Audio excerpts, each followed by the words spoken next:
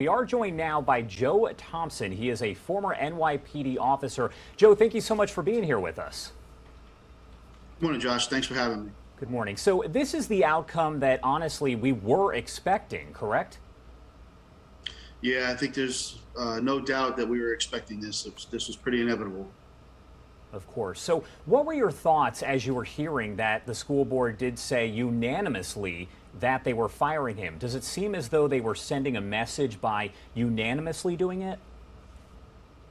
Well, absolutely. I think they were under tremendous pressure from the community. You saw there in your clip some of the parents, some of the statements that were made. It's kind of hard to watch.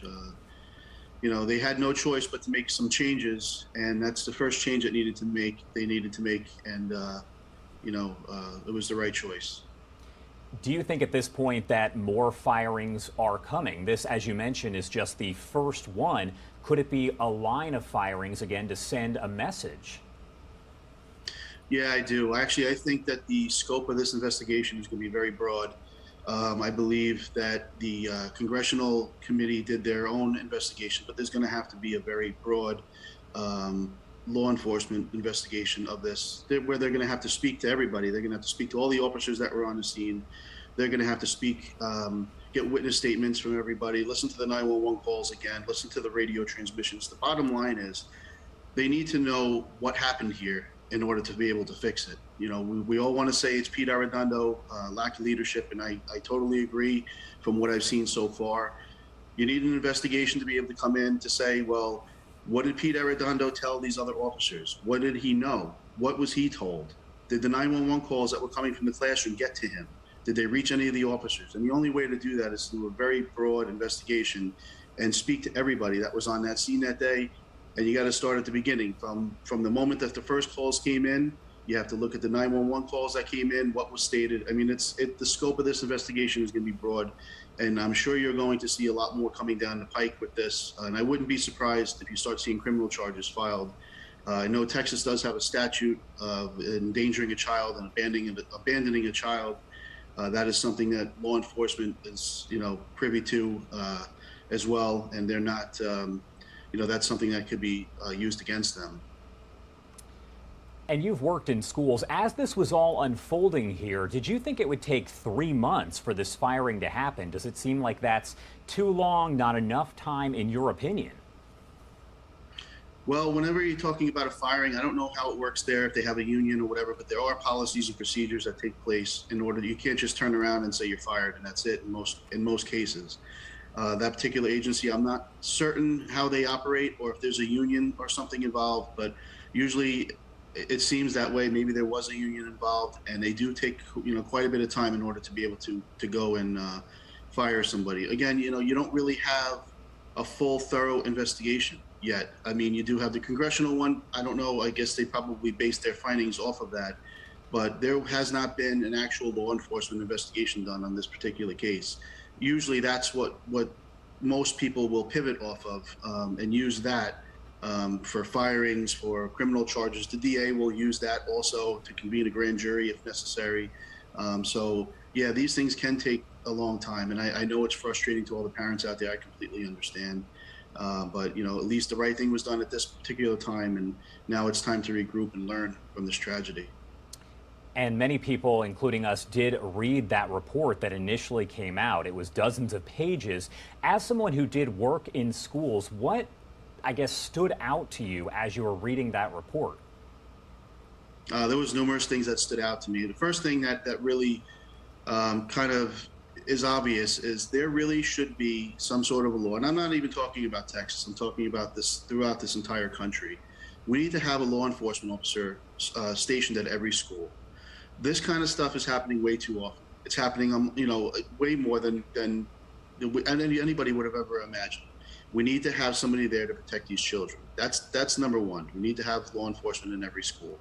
This particular school, Robb Elementary, they didn't have somebody stationed there. They had a roving group of guys that would just check in on the school.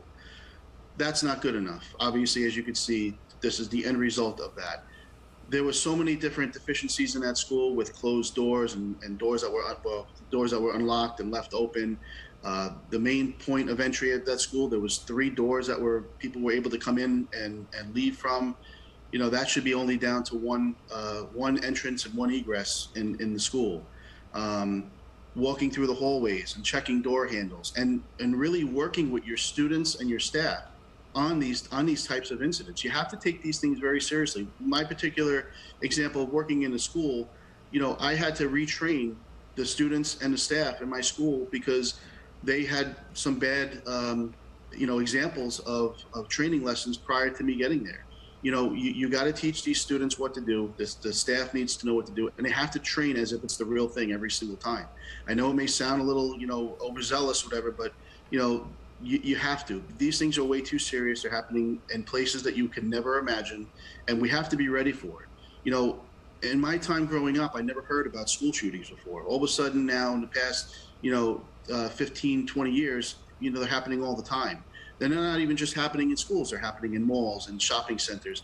This kind of stuff, we have to kind of get into the mentality of what can we do if this happens and prepare for it. And the first thing is to have a cop in every school and a properly trained cop, because these cops in Uvalde were not properly trained, in my eyes. I don't, most agencies would probably look at that and say, well, I'm not really sure what they were thinking there, but, we all have to, the same position when it comes to training and be able to deal with these things as they happen. Do you think this will lead to any changes within school districts across the country? Hopefully it leads to a change in Uvalde, but do you think other districts across the country, across the state will look and say, we need to do something? Well, I certainly hope so. Again, this school was a total disaster. There was nothing there to stop this guy from coming in, or any other incident for that matter. If you have a perpetrator or suspect running from the police in another instance, maybe armed with a firearm, he could have gotten into this school as well. And I would think and I would hope that other places around the country would actually look at this and use this as a training lesson.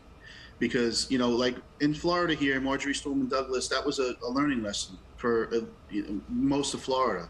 We adopted the law to have a cop in every school through that shooting.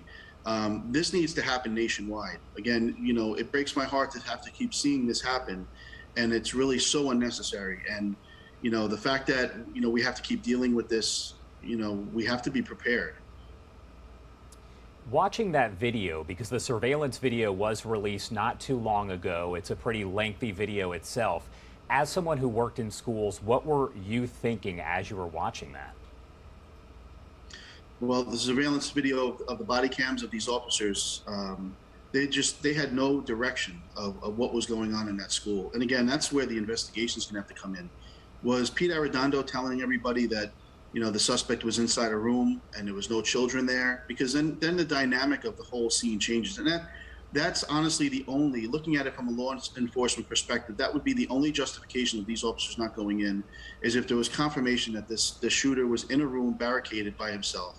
That's the only reason why an officer wouldn't go and confront this threat. That's where everybody kind of needs to know, needs to look at to see what exactly happened here. These officers were clearly running on no direction. They were going in, they were coming back. They really had no idea what was going on. But I wasn't there that day. I don't know who was telling them what.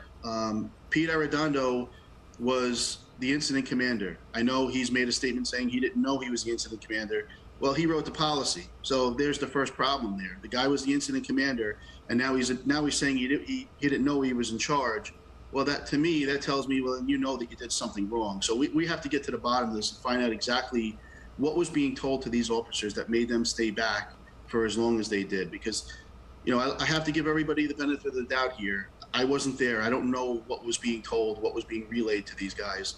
We have to do an investigation to figure out what happened.